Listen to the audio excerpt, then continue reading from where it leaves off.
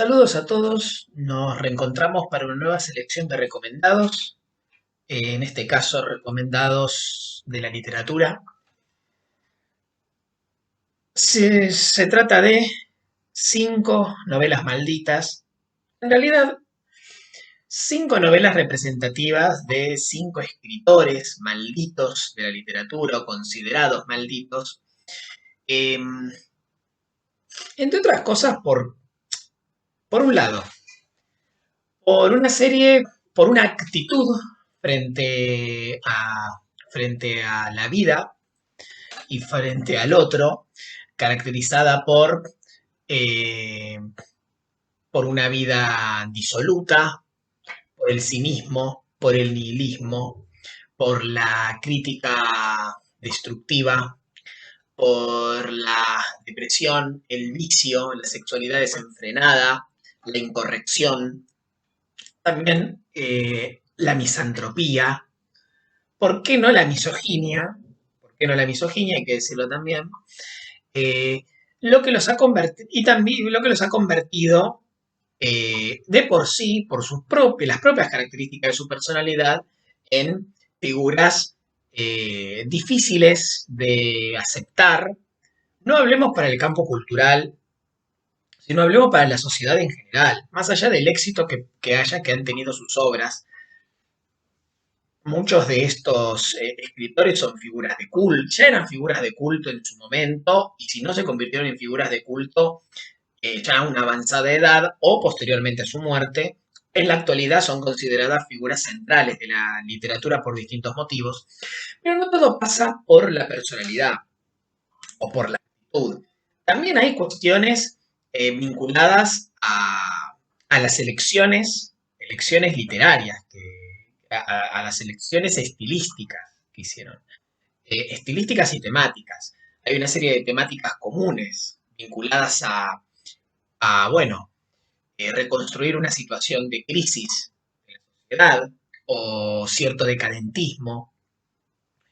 Eh, Después, por supuesto, retratar la vida de los bajos fondos, o digamos, de los marginales, marginalidad de la cual participan estos escritores, pero siempre es como una participación desde la afuera. Ellos siempre vienen de otro lado y por distintos motivos toman contacto con ese mundo marginal y un poco por seducción y un poco por el momento, por un mal momento, o un poco por,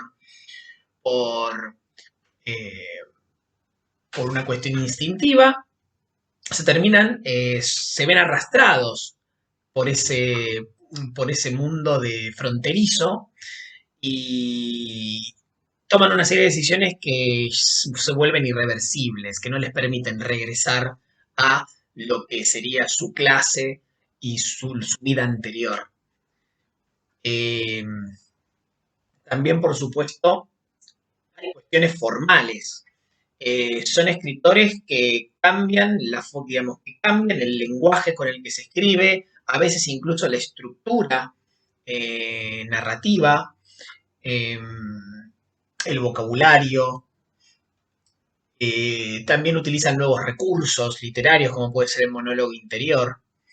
Finalmente, algo que también tienen en común, dos cosas más que tienen en común, son, por un lado, eh, buena parte de estos escritores se sitúan en la década del 30, eh, o las novelas que escribieron refieren a, eh, a su propia vida en la década del 30, no es casual, recordemos, década del 30, crisis mundial, económica mundial del capitalismo, crisis de magnitudes y de profundidad inédita, sensación de catástrofe en todos los, digamos, en la situación social, eh, caída en una profunda depresión que se extiende durante toda la década.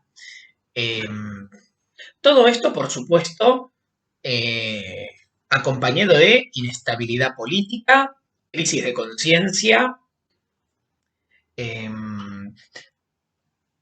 radicalización de las posturas políticas, alta conflictividad eh, y sensación de desintegración social y moral.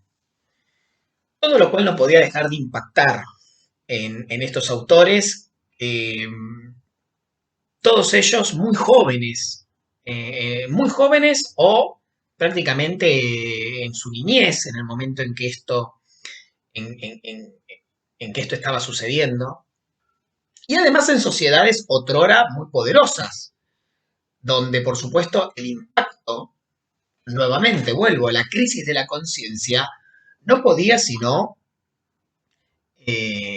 ser más profunda que en casos como podía ser la periferia, donde tampoco es que el impacto fue menor y tampoco es que no hubo crisis de la conciencia, pero la caída era, por supuesto, desde un nivel mucho más bajo que en el caso de, sin ir más lejos, Estados Unidos y Francia, que son los dos lugares de pertenencia de los autores que vamos a recuperar hoy. Después, finalmente, el otro elemento, que ya de alguna manera lo adelantamos recién, buena parte de estas obras, de las obras de estos autores en general, y estas novelas no son la excepción, son muy autobiográficas, ¿ya? O mejor dicho, parten de la autobiografía para introducir las nuevas temáticas y todas las innovaciones formales y estilísticas.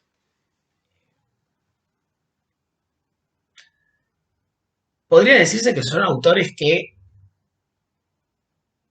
encuentran ese vehículo de expresión, en el relato de su propia vida, el vehículo para narrar en un momento en que quizás, porque además muchas veces lo hacen explícito en sus obras, no se les estaba ocurriendo otra cosa. Digamos, encuentran su lugar en la literatura, encuentran la forma de plasmar sus innovaciones y sus nuevas temáticas en el relato ficcionalizado de sus propias vidas. Ante la falta de eh, ante la falta de capacidad para insertarse en el mundo literario con el tipo de relato que era todavía habitual en este momento. Bien, con esto terminamos la introducción y pasamos a las obras propiamente dichas. Primera novela, Maldita. Viaje al fin de la noche de Luis Ferdinand Céline.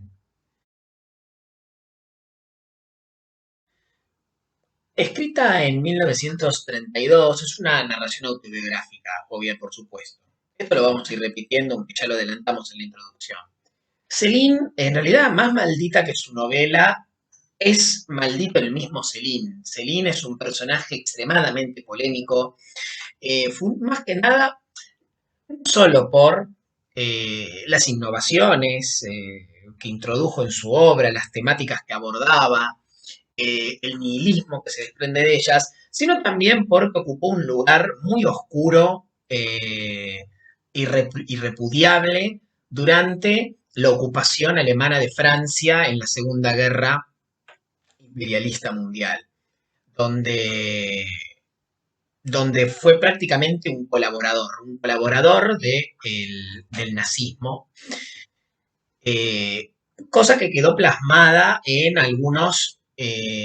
un par de libros de él, que son considerados libelos antijudíos, y que lo terminaron obligando ante la liberación de Francia y el fin de la Segunda Guerra a intentar escapar. Eh, Termina preso poco tiempo, después tiene que exiliarse durante muchos años, no puede volver a Francia, finalmente vuelve y cuando vuelve es por supuesto un paria, digamos, es un paria, con lo cual la recuperación de su obra es un proceso muy lento y gradual. En la actualidad, eh, su figura como escritor y en particular esta novela están considerados como como una de las grandes rupturas de la literatura europea en la primera mitad del siglo XX.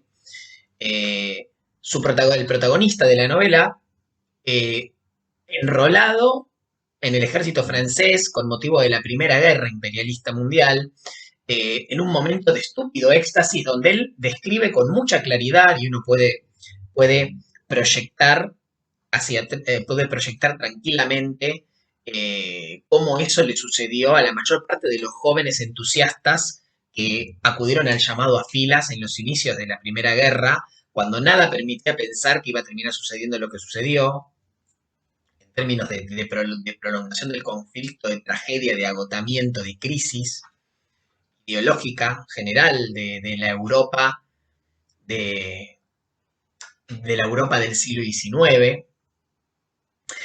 Bueno, por supuesto, sufre el desengaño y el horror de las trincheras de la guerra.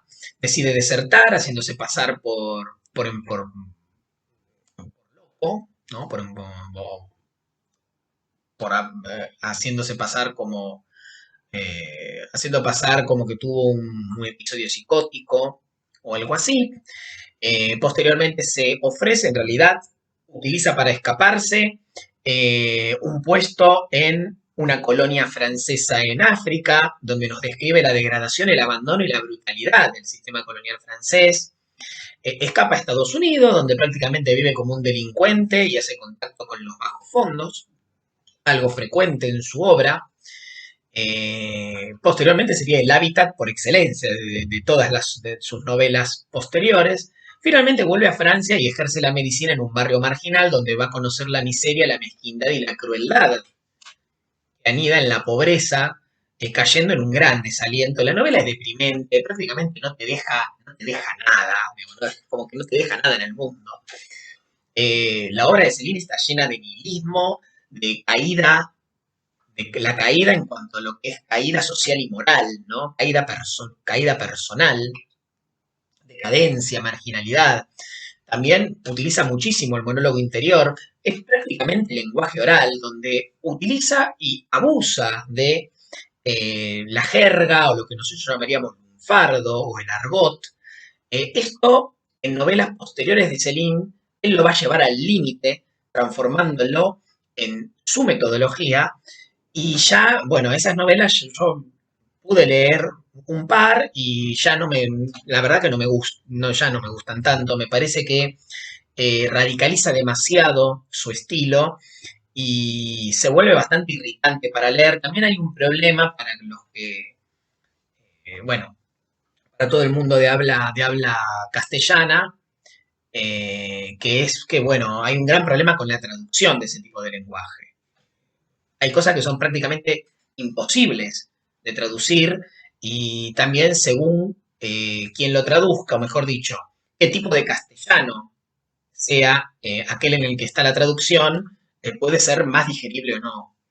Eh, pero bueno, por supuesto la impulsividad y la atracción, digamos, y la sexualidad está también omnipresente en el libro, las adicciones, digamos, no deja nada, no deja nada sin cubrir. Eh, pero bueno, de todos modos, de todos modos, más allá de la deriva posterior de la obra de Céline, que a mí ya no mucho, no, yo entiendo que en términos de experimentación formal puede ser más interesante, pero todo depende, a ver si ustedes gustan más de un tipo de narración más clásico, más tradicional, más de novela del siglo XIX.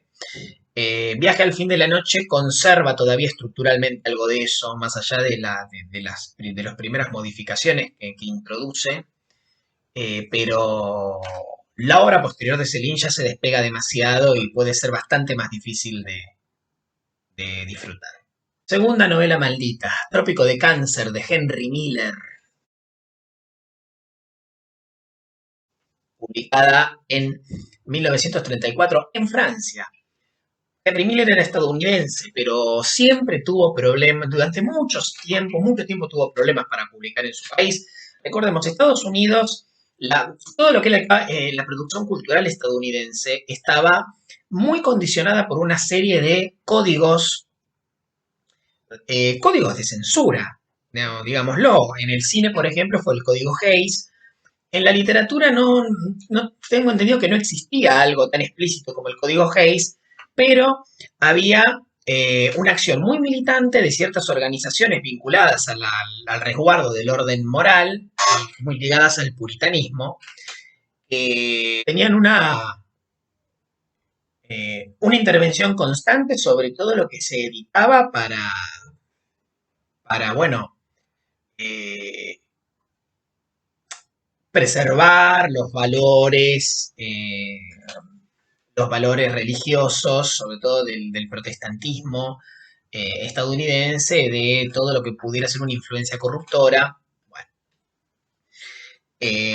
bueno, sin más lejos, la primera edición que hay en Estados Unidos de Trópico de Cáncer es de 1961 y dio lugar a un juicio por obscenidad que finalmente se va a resolver afortunadamente en 1964 con un fallo del Poder Judicial de los Estados Unidos anulando los resultados de una primera instancia, de una de las instancias judiciales que habían censurado el libro por ser obsceno, y este fallo que hace que caiga este como amparo que impedía que la novela se distribuyera, está considerado como uno de los grandes hitos de la lucha contra la censura en los Estados Unidos. Eh, bueno, el Trópico de Cáncer es nuevamente un relato autobiográfico de la difícil vida de un escritor en la París de los años 30.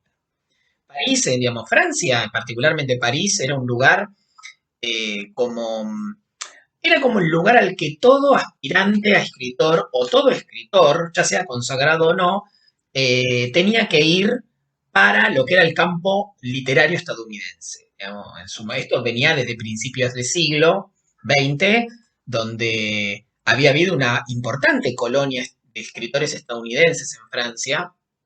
Estamos hablando de John Dos Passos, de Hemingway, de Gertrude Stein, de Scott Fitzgerald, todos grandes, grandes escritores norteamericanos que disfrutaron de lo que era el siempre efervescente eh, circuito cultural y sobre todo literario de Francia. En una época en que Estados Unidos todavía no tenía eso. Estados Unidos se iba a convertir en eso ya en lo que era en la segunda posguerra. Eh, Pero en este momento la meca era ir a París. Ahora, eso no significaba que te fuera a ir bien. Muchos tenían vidas miserables, Miller era uno de ellos. Miller tenía una vida miserable, donde llegaba con lo justo, donde no lograba publicar o publicaba y le pagaban muy poco. Y la novela, en este sentido, Trópico de Capricornio va a repetir esta metodología, pero me parece que con digamos, empleo de imágenes oníricas y derivas de la conciencia y del subconsciente del personaje mucho mayores, lo que me hizo elegir Trópico de Cáncer antes que Trópico de Capricornio, que ya tiene partes que son muy densas para leer, muy pesadas. Trópico de Cáncer es bastante ágil. Hay capítulos de narración convencional que se refieren a amigos, compañeros, lugares de trabajo, cosas que le pasan. Y otros escritos son la deriva de la conciencia y del inconsciente a través del monólogo interior o profundas reflexiones. Y también, por supuesto, hay mucho sexo. Sexo descrito de manera explícita y esto va a ser una constante en la obra de Miller. Eh,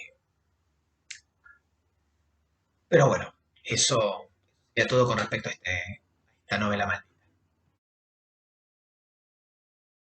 Siguiente novela maldita. Pregúntale al polvo. Novela de 1939 de John Fante. John Fante, mucho menos afortunado, incluso que los escritores que acabamos de mencionar, conocieron de alguna manera el éxito en vida, más allá de los malos momentos.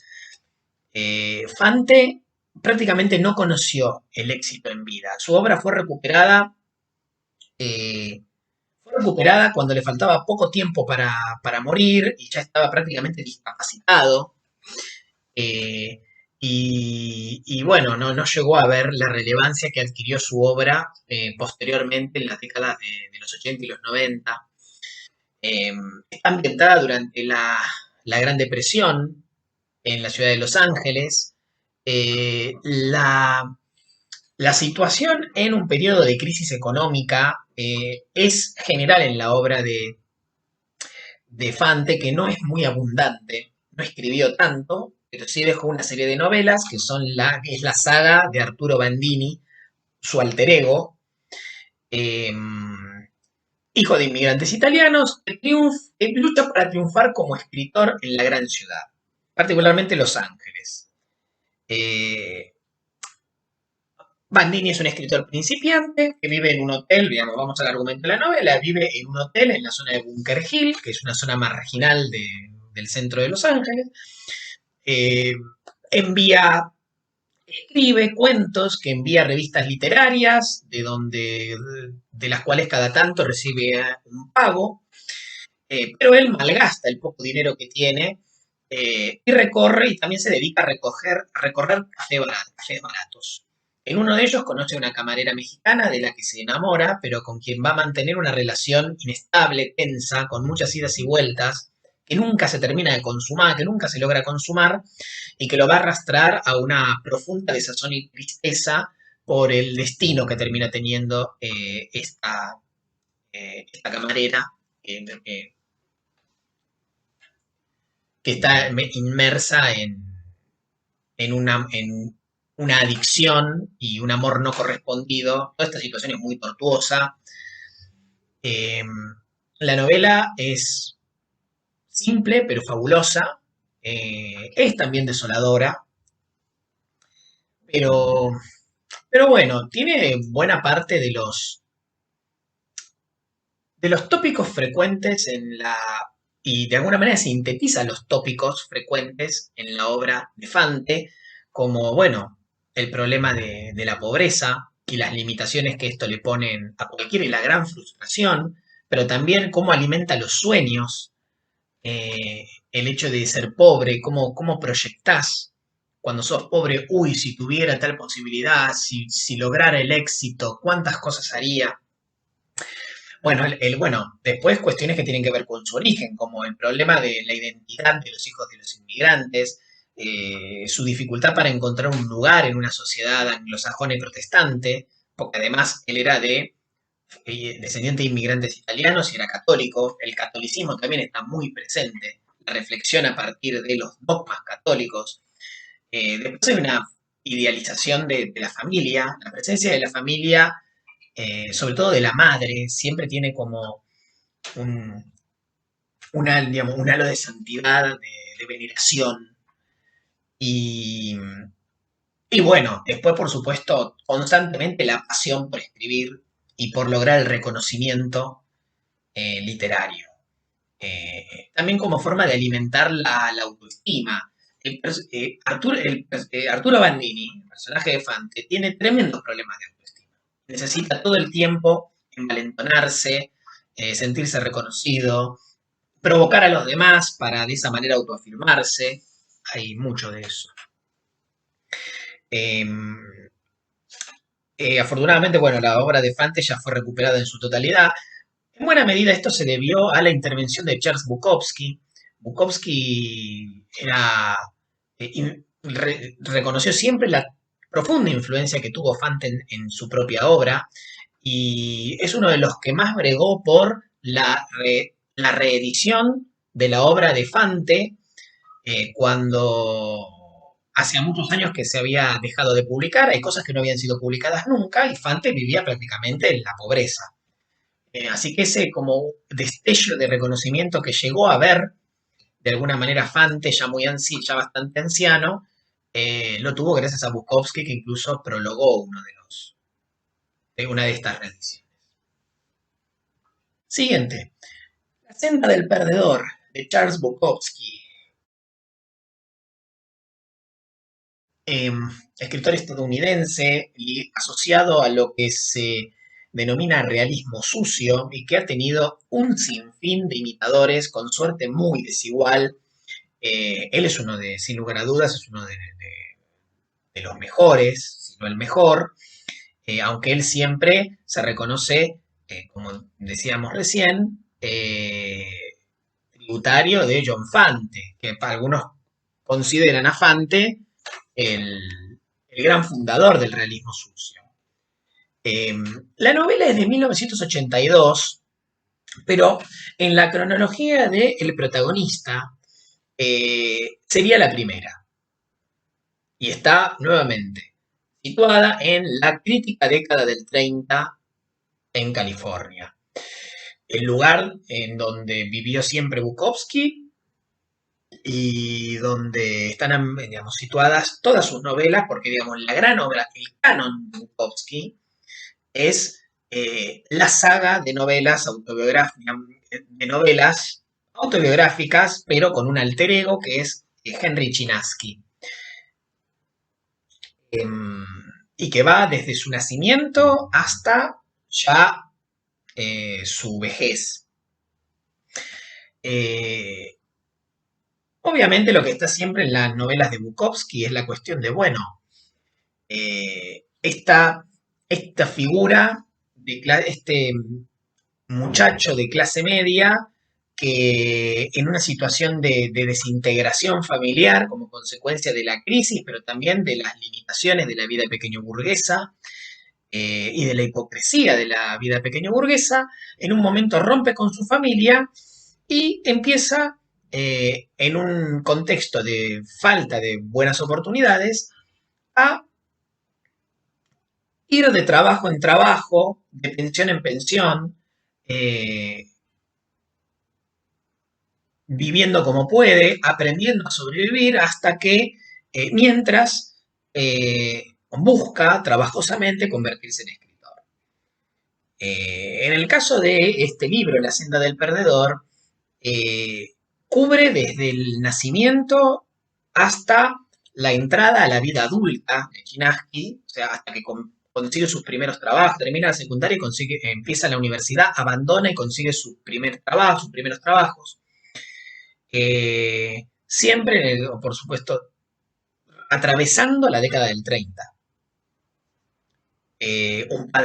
Tenemos un padre brutal que lo veja, digamos, que lo golpea sistemáticamente y recompone su autoestima herida por el desempleo, golpeando a su hijo, una madre sumisa y que justifica a su padre, una adolescencia llena de postergación y también de traumas físicos, donde debe crecer y aprender a sobrevivir en una sociedad individualista y competitiva, como es la sociedad estadounidense, pero que se encuentra en el peor momento para competir y para valerse individualmente. Eh, es una vida de presente continuo la que nos cuenta Bukowski en todas sus novelas, no solo en esta.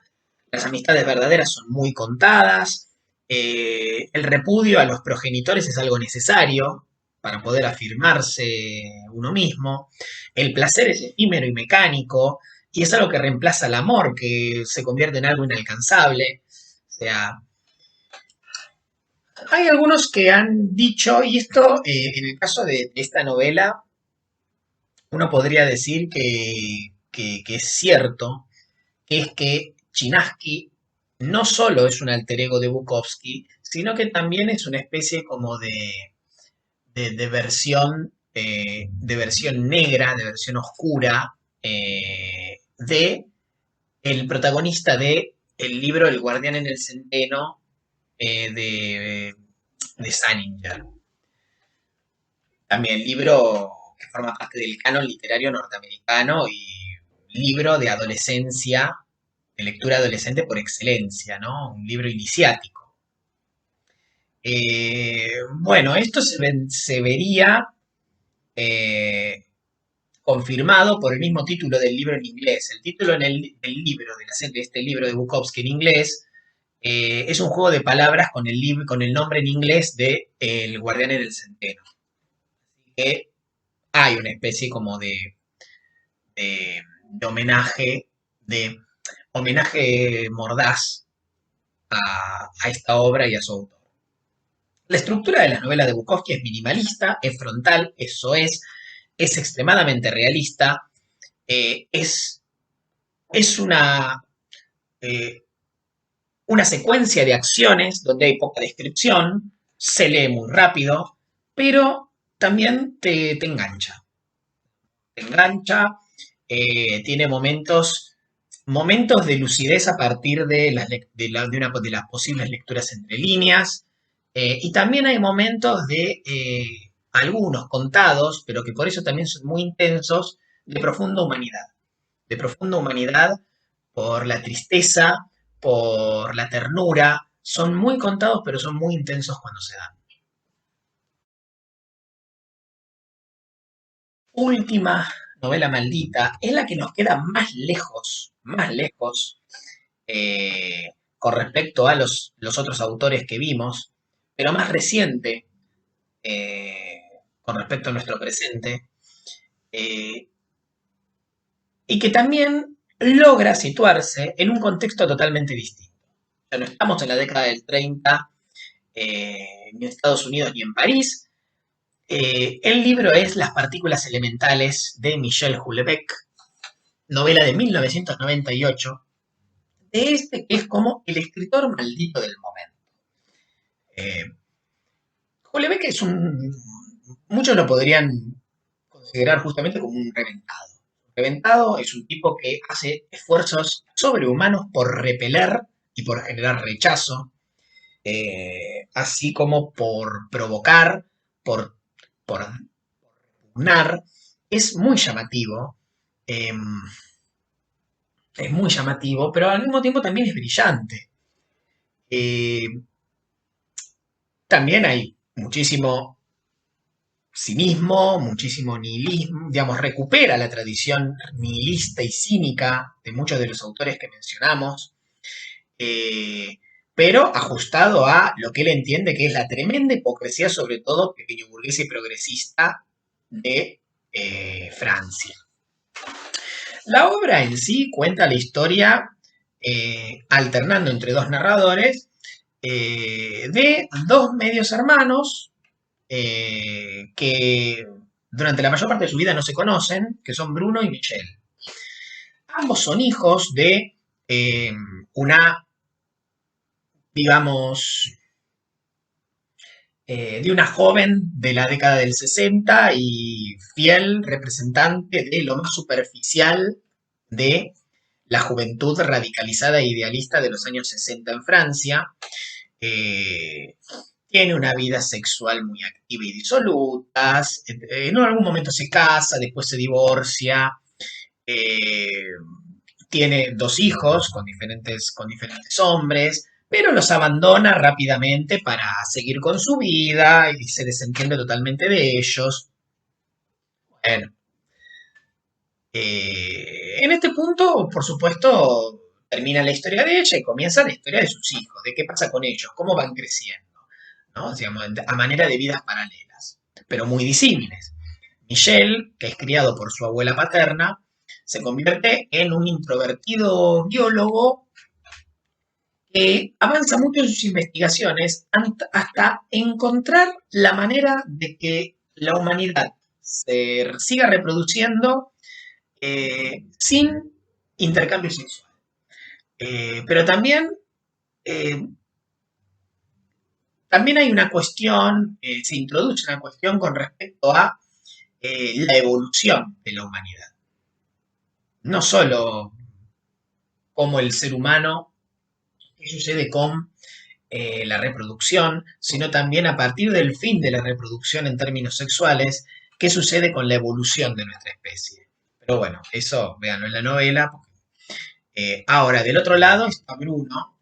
Bruno tiene una vida mucho más cruda, digamos, pasa de un internado a otro, posteriormente se casa, pero termina digamos, es un personaje que se encuentra sistemáticamente con el desamor. En el caso de Michelle, el gran problema es su incapacidad empática. No puede sentir nada. En el caso de Bruno, el problema es que él no puede encontrar el amor y por lo tanto no logra sentir, él busca sentir amor, pero no puede. Entonces termina desviándose hacia eh, la, una adicción incontrolable al sexo y también la perversión, digamos, la inmersión en las perversiones, lo que lo termina llevando a perder su trabajo como docente. O sea, es un personaje que repugnante, digamos. Si en el otro caso, si en el caso de Michelle estamos hablando de alguien, de una figura con la que es difícil de comprender y a la que es impenetrable, en el caso de Bruno, tenemos una figura que por momentos nos da lástima y por momentos nos da tremendo rechazo y repugnancia. Bueno, a través de esta novela, digamos, esta es una de las novelas donde Houellebecq muestra mejor, de manera más equilibrada, eh, su feroz crítica a la generación del 68, a la hipocresía de la pequeña burguesía progresista francesa, y también introduce la cuestión de los signos de descomposición de la sociedad posmoderna, ¿no? Todo con una perspectiva nihilista, cínica, donde todo intento de rehabilitación del protagonista naufraga por los condicionantes sociales. Esto se ve de manera muy devastadora en novelas como Plataforma también, eh, digamos, y por supuesto se va a ver de manera más política en novelas como Sumisión, pero esta novela no es tan política, no es tan política, o lo político no es tan central como eh, el hábitus de clase que critica, y lo que siempre está presente en Houellebecq, que es el ajuste de cuentas con la generación del 68. Realmente tiene un problema personal con todos los con todo el radicalismo francés de los 60, así que con esto terminamos no solo esta novela, sino esta selección. No dejen de frecuentar a estos, por como mínimo, estas novelas de estos autores y bueno, nos reencontraremos para una nueva selección próxima.